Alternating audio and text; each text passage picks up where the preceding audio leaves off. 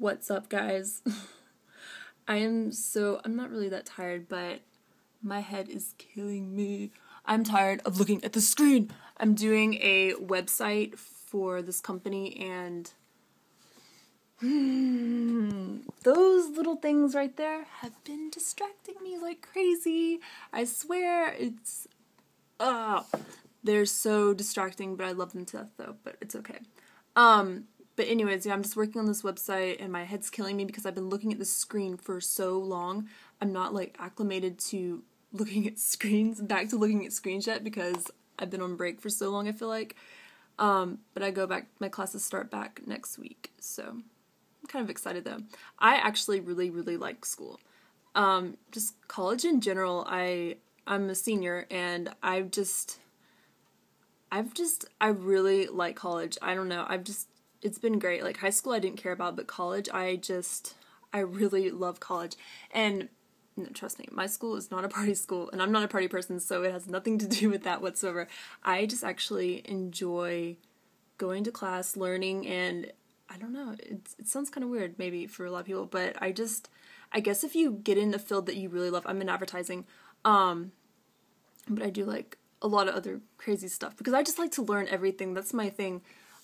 Like with video and stuff like that, if I get started on something like that, I just want to learn the ins and outs of stuff. I just want to keep learning and know more and more about that industry or field, whatever it is. I just want to know more about it. So that's why I get like caught up in Final Cut and stuff like that, because I don't want to use like simple programs. I want to know how to actually use what the industry is using. So I don't know, that's just how I am. I want to learn more and more, so I'm just gonna go all out. But anyways, a lot of you guys wanted to know my filming setup, what I really, do, what my setup is when I film.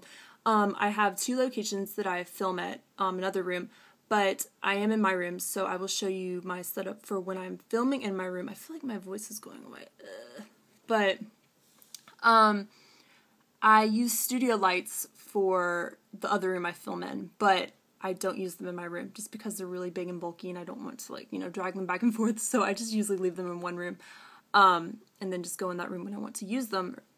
So, for that room though, I use my studio light. I only use 1 though because 2 is very overpowering, so I will look like a piece of paper because my face will be white. So, I only use 1 normally, and I will take just like a little lamp. It's like right here. This one right here. I'll take something like that and just illuminate the background, the wall behind me, so my back's just really illuminated. So I'll do that, and then I'll have my studio light facing right towards me. And usually I'll turn off a couple bulbs on it just so, maybe like 1 or 2. That way it has a softer look and it isn't as harsh on my face. So that's what I do for, my other location that I film in. And so then cameras. Okay, so first of all, I didn't know this because I've only been making YouTube videos for a little over a year now, so I didn't know, I just kind of like jumped into it. I didn't really know what I should be doing, what I should get and stuff like that, so I really wish someone would have told me, just don't go out and buy like any camera, or whatever. I mean, you can, that's totally fine, but if you really want to produce some high quality videos and stuff like that, if you're really into it and you think you're going to be doing it for a while, then I really suggest, to save up and to get a good camera and stuff like that. This was actually my second camera I ever had. This is just a Vixia HF R10. It's high def, but just because something says it's high def doesn't mean it's just going to look like a video you see or a commercial you see in the movies or something like that. That's not the case. Because there's a lot of other ins and outs that go along with that. But lighting and stuff, especially for this one, is really off, and I actually bought my studio lights because the lighting was so terrible, and it's not actually the lighting that, if I filmed in my room like this, with this camera, it would be horrendous. It would be so awful, but if I film with the camera that I use now, it would be fine. There wouldn't be really a problem. And that's just all in the camera, and the lighting is it's very bad on this. It just kind of muddy, but if I use studio lights, then it's pretty decent. So, that's that.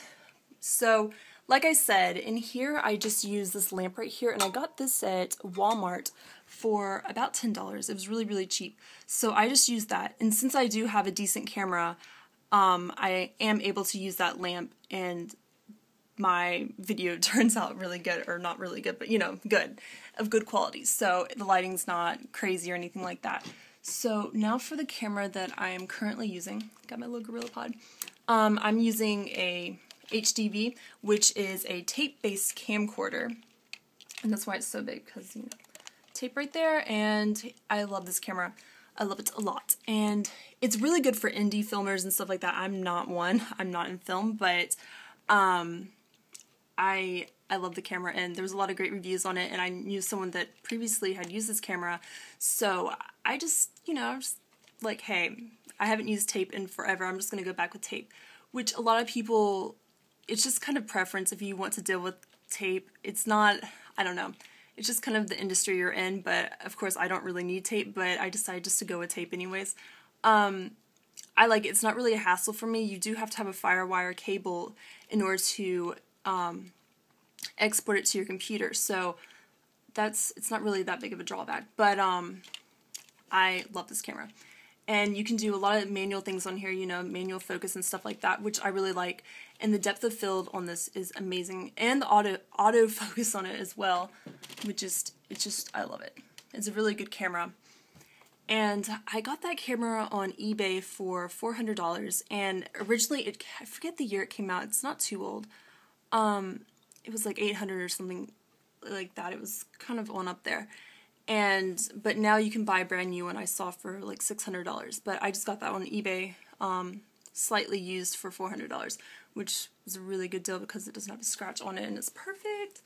But, yeah, that's the camera I use all the time. Works pretty good. And now on to my audio, what I use for my audio. I feel like I need to drink something. My throat. I hope I'm not getting sick. That would be terrible. But, oh, I know why. Okay. Anyways, for my audio, I got this for Christmas, so all my videos, they don't have, I think my last video has the new sound on it, with my new mic. But I don't like using the audio on my camera just because it's very spacey and I sound like I'm in a tunnel, so I don't like that, and that's why I use this baby right here. It is a Snowball microphone from Blue, so I love this mic. And I didn't get like a shoe mic or anything for my camera just because I needed a mic for a lot of other different things because I like playing around with music and stuff like that and recording instruments and just, you know, kind of mixing stuff. I'm not a mixer, but I do it anyways. Like I said, I do like everything just when I feel like learning something. But I love to play around with that, you know, that side, so I wanted a mic, and I knew I would be able to use it for my YouTube videos and stuff like that, so it worked out perfectly. But, yeah, it's just this right here, and then, how can I show you? Right here, you just have 1, 2, and 3, and the first one is if you're speaking directly into the mic like this, you know, and then the second one is if you're singing or whatever, that way it's not overpowering and it's not going to be like, you know, it's not going to be too loud in the microphone, so you would put it on the second setting. And then the third setting is it's going to pick up sound from all around, so like a 360. So if you're doing like a conference call or something like that with a bunch of people speaking, then that's great because it picks up the sound all around the mic. So that is my microphone, and the program that I use to edit all this in is Final Cut. I really love Final Cut, and I started out using iMovie when I very first started out, and iMovie's great, but I absolutely love Final Cut, and it's so quick, and it's a really fast program. I feel like for this, it just really gets the videos out and exports them and stuff like that, and it is a little more tricky using Final Cut than using iMovie because you do have to go compress the videos and stuff after you're done. So if you're not really into that kind of thing, you know, extra steps like that, and you know, then I wouldn't really recommend it, but you are able to do a lot more in Final Cut that you never could do in iMovie, so it has a lot of options, so you're just kind of, you know, almost limitless to what you can do. You just have to learn how to do it on there and you can do it.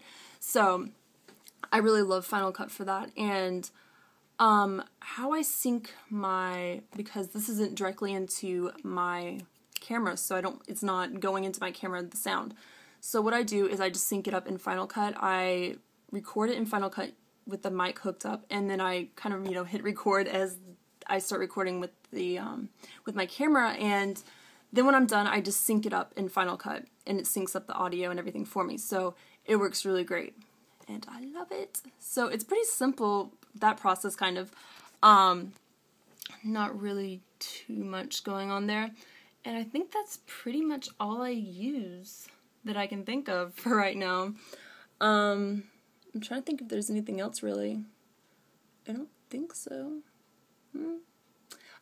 For my lamp, I usually put it over my camera lens a little bit, so it's kind of right on the level with my camera lens, so, you know, it's like hitting the same spot as my camera lens is looking at, so why do I say so much?